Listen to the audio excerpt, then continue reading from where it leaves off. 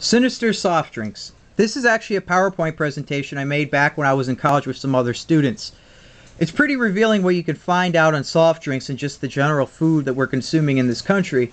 So I'll get ahead in the presentation. It might be 2 videos, but anyway, we'll go on from there.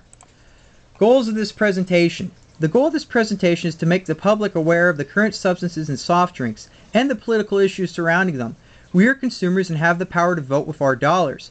If we choose to drink healthier, beverage companies will respond. The purpose of this presentation is not to order you to stop drinking modern soft drinks, but to help you become an informed consumer and hold on to your health. Why do we drink soda? Soda is cheap compared to other options. Soft drinks are everywhere. The caffeine rush helps us work. Most soft drinks are provided cold and refreshing. Sodas have a variety of flavors. You look cool drinking a soda. We are forced to consume soft drinks at most restaurants and locations. They're also addicting and filling. One of the first problems we have to deal with is the sweeteners.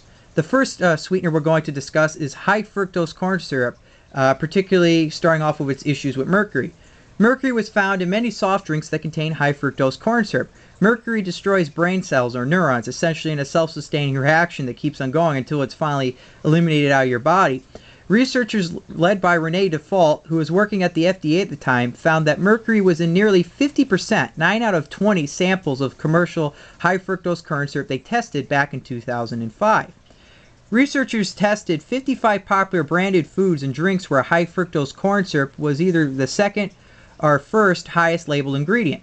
Nearly 1/3 of them contained trace amounts of mercury. Brands included those made by Quaker, Hershey's, Kraft, Smuckers, all big names in the U.S. Another issue with high fructose corn syrup is toxins. High fructose corn syrup can turn into hydroxymethylfurfural or HMF. When you cook high fructose corn syrup, it becomes contaminated with HMF. HMF jumped dramatically when temperatures rose above 120 degrees Fahrenheit.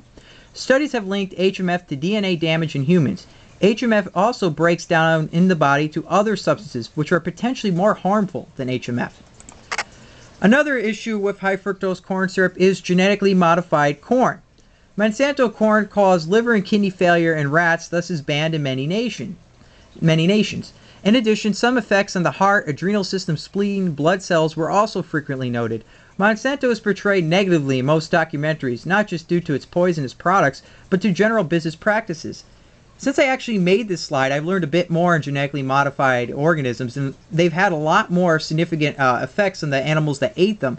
There's been a study that recently was released where rats had essentially golf ball sized tumors. Alright, animals that eat genetically modified foods, essentially anywhere ranging from 1 to 3 generations, will become sterile. Their fertility drops. The births of the animals that ate genetically modified foods, many of them actually were stillborn. They had animals that were halfway births or just early deliveries. They had animals that were blind and deaf at birth. They also had smaller genitals. There was an issue where animals actually had lung lesions, developed cancer in various organs and had various problems with the chemical systems of their body. It just goes on and on with genetically modified foods. One of the points I constantly bring up is that genetically modified crops, many of them are producing pesticides actually in the crops themselves, that when bugs eat the crops, they die. Therefore, what are the crops doing to you? Just an important thing to remember. Another issue with high fructose corn syrup is the digestion cycle. Yale University showed that diets heavy in high fructose corn syrup can lead to insulin resistance. Fructose reduces the effects of insulin, which is the hallmark of type 2 diabetes. Essentially, the body needs to pump out more insulin to work with high fructose corn syrup than it would if it had to deal with normal glucose. The livers of test animals fed large amounts of fructose developed fatty deposits and cirrhosis, similar to the problems of livers of alcoholics. Another problem with digestion, as it goes down through the slide, high fructose corn syrup robs the body of micronutrient treasures in order to assimilate itself for use. High fructose corn syrup contains a great deal of free or unbounded fructose. Research indicates that this supposed free fructose interferes with the body's use of key minerals like magnesium, copper, and chromium. Fructose browns in food 7 times faster than glucose, resulting in a decrease in protein quality and also an increase in toxicity. Anytime you essentially take a food that has a lot of calories or carbohydrates and you heat it up, you start forming a material known as acrylamide. Acrylamide is highly toxic and is actually a neurotoxin. In 1980, the average person ate 39 pounds of fructose and 84 pounds of sucrose.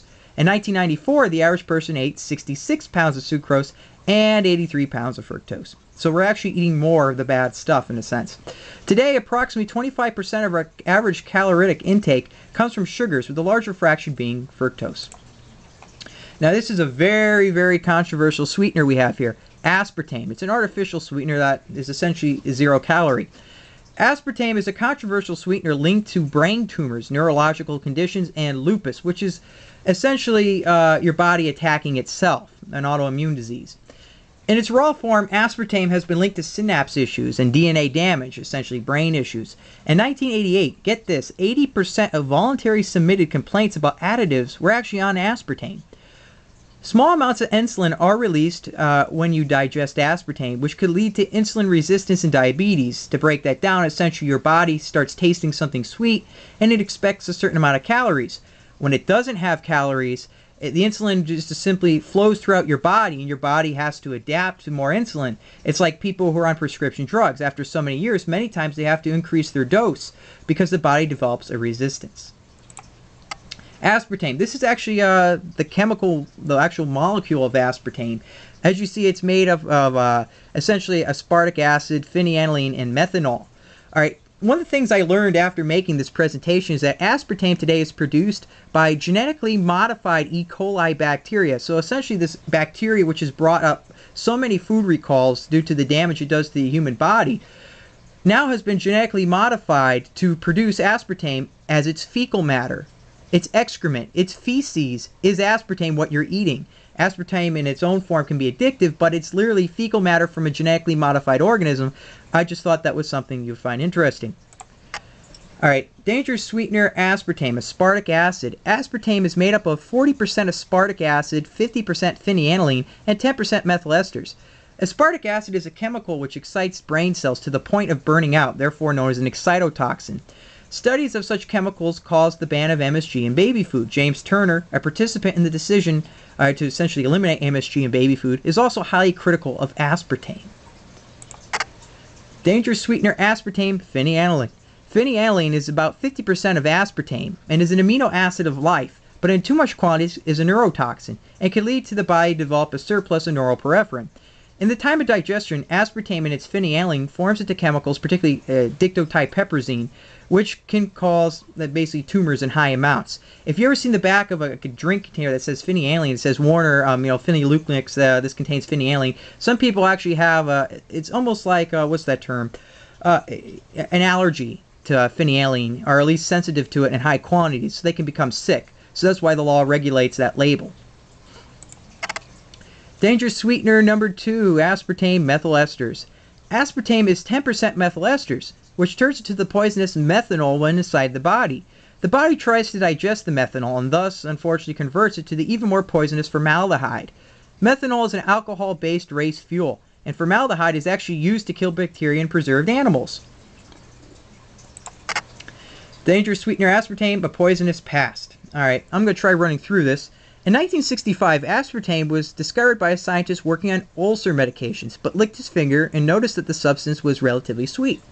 In 1970, Surly Corporation had tested the results of aspartame. After a 52-week study on 7 monkeys, they found seizures in 5 and 1 death of cardiac arrest. A study in mice was then later taken up by Dr. John W. Olney and also found similar conditions of tumors and deaths. In 1974, the FDA, unaware of the findings, had awarded aspartame limited use in food, but soon word had traveled on to the FDA. In 1975, the FDA commissioned studies into aspartame and the Surly Corporation. And it goes here, 90 key studies were to be done by Surly themselves. This gets interesting. In order to try to keep the results valid, because you can't have the company selling the product do their own, investigations, the FDA had ordered that the results be inspected by third parties. But unfortunately, the third parties were selected and paid by the Surly Corporation. 1976, the FDA was brought into question all of J.D. Surly's aspartame testing procedures. The final FDA report noted illegal criminal activity. In 1977, the FDA requested U.S. Attorney Samuel Skinner of Chicago be hired to investigate Surly's aspartame testing procedures. In 1977, Skinner had met with the Surly's attorneys at the Chicago law firm of Sidney and Austin. Actually, in a change of face, he left his post for a job at the very law firm he was supposed to be investigating. All right. In 1977, the replacement to Mr. Skinner was U.S. Attorney William Conlon, who essentially sat on the case even though Surly Company was falsifying NutraSweet test data. In 1979, guess what? He decided to join Surly's law firm as well.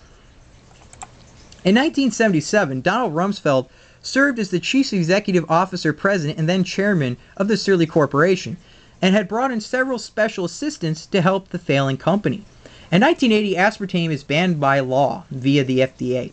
In 1981, Ronald Reagan was the president, appointing Rumsfeld as special envoy to the Middle East, and Arthur Hall Hayes Jr., a friend of Rumsfeld, to the position of FDA commissioner. Over one day, Surly Corporation submitted a proposal for aspartame to be added back into food, essentially one day after you had a new appointment. In 1981, Reagan signs an executive order keeping the former FDA commissioner from making any decisions. In 1981, Arthur Hall Hayes Jr., the new commissioner, oversaw the decision on aspartame. At first, a ban looked to hold, with a 3 versus 2 vote. But Hayes then added another panel member. The vote was a tie, and then in order to break the tie, he voted to approve aspartame for food use. 1981, aspartame is okayed for use in dry foods. 1983, aspartame is okayed for use in beverages like soft drinks. In 1983, in November, 2 months after leaving the FDA, Hayes was hired by Burson Marsteller, the chief public relations firm for both Monsanto and J.D. Surly, at a paycheck of $1,000 a day. Today, reports like the Brussels report of the FDA and the 146-page CDC report on aspartame show that there were clear problems in the use of the sweetener.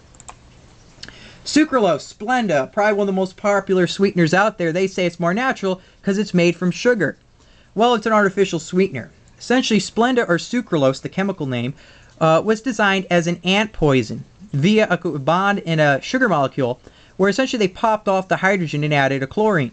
This is an organochlorine, similar to Agent Orange, one of the most toxic substances known to man. Sucralose was discovered essentially in 1976 by scientists working on producing an insecticide for a large sugar refinery, Tate and Lyle. A college student was told to test the powder, but misheard and thought he was told to taste it. The compound was sweet, and history was written. Here's another interesting sweetener. Acylphane potassium, commonly referred to as ACE-K. The sweetener was discovered in 1967 by a German chemist. The sweetener was approved by the FDA in 1988 as a sugar substitute based on its acceptance in other countries. ACE-K stimulates an insulin secretion in a dose-dependent fashion, therefore possibly aggravating reactive low blood sugar attacks. ACE-K apparently produced, get this, lung tumors, breast tumors, and rare types of tumors in other organs, such as the thymus gland, and several forms of leukemia and chronic respiratory disease in several rodent studies. Dichloromethane is produced from digestion and is used to actually chemically weld certain plastics. Dichloromethane is metabolized by the body to a level as far as carbon monoxide, which is dangerous as well. Dichloromethane has been linked to cancer of the lungs, liver, and pancreas in laboratory animals. The European Union has banned the use of dichloromethane in paint strippers, and also a breakdown product, acetoacetamide, has been known to affect the thyroid. Now this is where we start getting even more interesting into issues. Bisphenol A. I'm going to end the video here so I can break it up into 2 parts, and we'll start later talking about the actual packaging of soft drinks.